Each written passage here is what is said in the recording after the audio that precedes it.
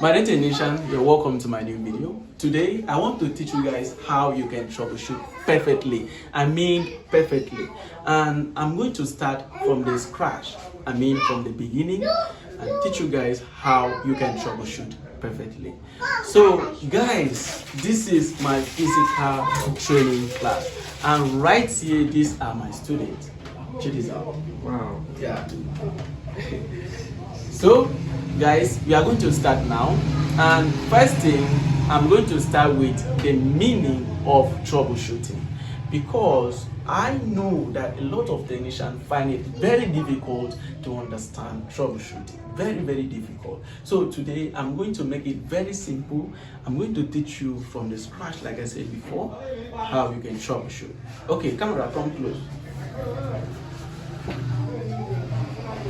First thing, I will start with the meaning of troubleshooting. Okay, troubleshooting is a process of using your multimeter or a DC power supply to test components to be sure whether they are working or not working. Okay, let me explain again. Troubleshooting is a process of using electronic device. Now I'm adding electronic device so that you understand more. Okay, is a process of using electronic device to test component. Electronic device can be a multimeter. Okay, this is a multimeter, so it can be a multimeter or a DC power supply. So this is a DC power supply. For those of you who don't know what we call DC power supply, this is a device called DC power supply. Okay, if you don't know how to use it, don't worry. On my next class, I will teach you deep inside. In fact, I will still show you later in this video how we can use a DC power supply. It's very simple, no stress. Okay, so let's continue. So this is a multimeter. So when you turn on a multimeter, you set it to any way that you want to set it to and test component. So when you test it, that is the meaning. That is what we call troubleshooting. You test component to be sure whether they are working or not working. Okay, so you may ask, Father Joe, troubleshooting, is it something that is stressful? The answer is yes, depending on the PCB issues, depending on the problem of the PCB. Okay, take for example, there is open circuit on the PCB. Okay, it's going to take you time for you to troubleshoot and finally detect the problem. Sometimes you detect it, and after fixing, you still discover another thing that is the problem of the phone. So troubleshooting takes time. It's not something that is fast. It can take you up to a week for you to troubleshoot and finally, get the result to know where the problem is coming from and you fix it. Okay, so if you have any question, you can let me know in the comment section while you're watching the video. But technician, now that you have understand the meaning of troubleshooting, okay, if you don't understand, you can let me know in the comment section. Okay, first, I mentioned earlier that you need a multimeter. So this is a multimeter. You see this device is very important. You must have it. It's a must have it. If you want to troubleshoot perfectly and know the faults, you need a multimeter. Camera, come close. So that's how I'm from. So you need a multimeter, very important. And the next tool that you need is a DC power supply. First of all, I will start with multimeter. Okay, this is a multimeter. It's a device for testing. A multimeter is an electronic device that is used for testing components. Okay, you can use it to test voltage, you can use it to test diode, you can use it to test resistor, you can use it to test any component that you want to use it to test. This is a machine that will help you troubleshoot and fix phone issues. Very simple. Now you may ask, Father Joe, how can I use a multimeter? How can I use a multimeter? It's very simple. Camera, come close. Let me show you something. Now, this is a multimeter. Right here is a diode sign. You can see this is a diode sign. Right here we have a sign here. This is a sound icon. This is a sound icon. This is a diode icon. Okay, I'm using icon so that you understand. Okay, this is a sound icon. This is a diode icon.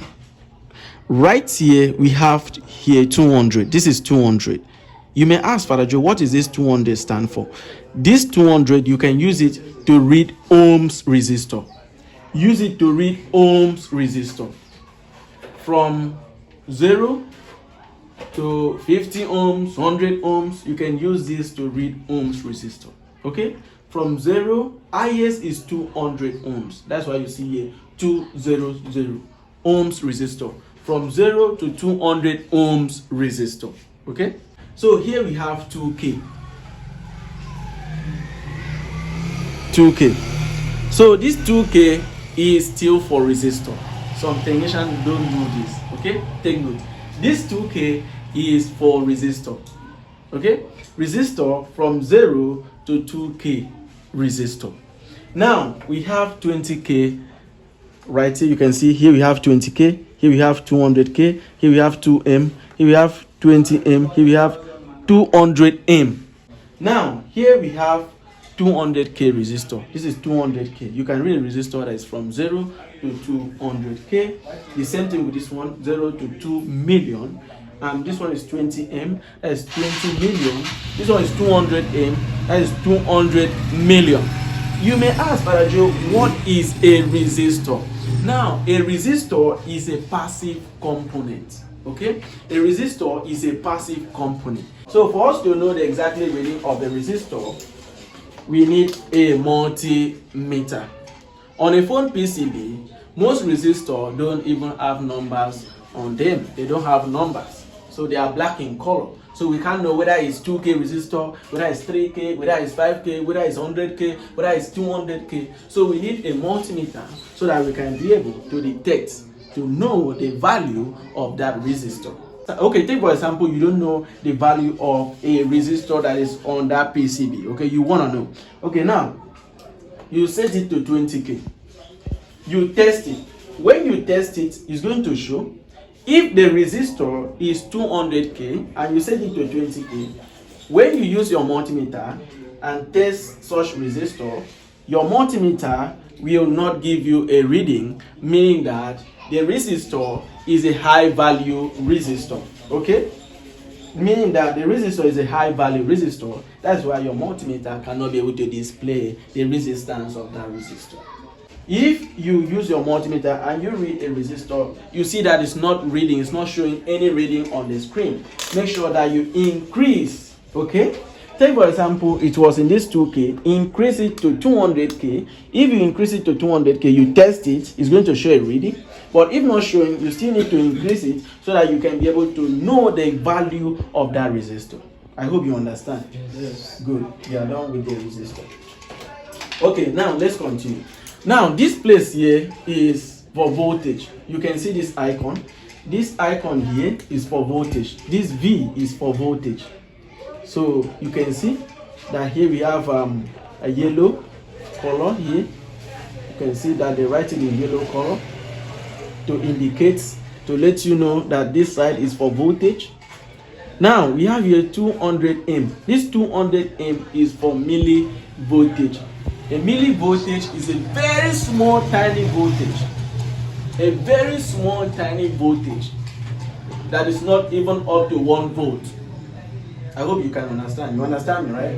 A voltage that is not even up to 1 volt. It's not even up to 1 single volt. So you can use this one to test. That is why it is 200M. They write this in to let you know that this place is for millivoltage. Okay, now let's go. Here we have 2. This 2 is for 2 volts. Voltage that is from 0 to 2 volts. If the voltage past these 2 volts, this place, your multimeter will not be able to read it. It's going to just show 0. It's not going to give you any reading because the voltage is bigger than the setting here. Okay? Because the voltage is bigger than the setting here, it's not going to show it. Very important, take note.